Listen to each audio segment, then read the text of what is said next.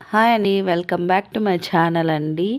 ఈరోజు వచ్చేసి మా తమ్ముడికి రాఖీ కడుతున్నామండి. ఈ వీడియోస్ ఎప్పుడో తీసాము, మా తమ్ముడు సెల్లో తీసామన్నమాట. అందుకు వాడిని రోజు నాకు సెండ్ చేయరా అంటే చేయలేదు. ఈరోజు చేశాడు. రాఖీ పండగ ఎప్పుడో అయిపోయింది. నేను ఇప్పుడైతే వీడియోస్ అప్లోడ్ చేస్తున్నాను, ఏమనుకోకండి.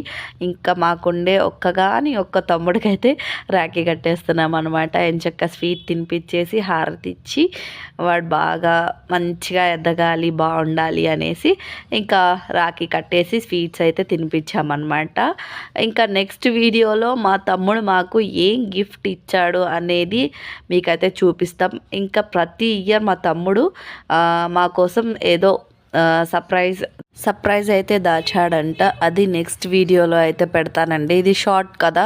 ఇంతకుముందు కూడా మా బుడ్డోళ్ళు ఇద్దరివి, మా కూతుర్లది వీడియో పెడితే అది పెద్ద వైరల్ ఏం అవ్వలేదు, ఎందుకంటే లెంత్ ఎక్కువ పెట్టేశాను. నాకు ఇంకా షార్ట్ చేస్తే ఏం కనిపిస్తుంది అని అయితే అన్ని క్లిప్స్ యాడ్ చేశాను. బట్ అది లెంత్ ఎక్కువ అయిపోవడం వల్ల అందరిలోకి రీచ్ రాలేదన్నమాట. నా ఛానల్లోకి వెళ్ళి అయితే చూడండి. ఇది కూడా అవుతుందో అవుదో తెలీదు, ఛానల్ ఎంత అయితే పెట్టేస్తున్నాను. ఎందుకంటే ప్రతిదీ ఉండాలి క్లిప్, నాకు మెమరీ లాగా కూడా గుర్తుండాలి ప్రతి ఇయర్ అనేసి ఇలా అయితే క్లిప్స్ అయితే తీసుకున్నాను అనమాట. ఇంకా మా అక్క నేనైతే రాఖీ కట్టేసి స్వీట్ అయితే తినిపించేస్తున్నాం మా తమ్ముడికి. ప్రతి ఇయర్ కుదరదండి నాకు, ఎప్పుడు ఎక్కడ ఉంటామో కూడా తెలియదు, ఎక్కడ పోస్టింగ్ వస్తుందో.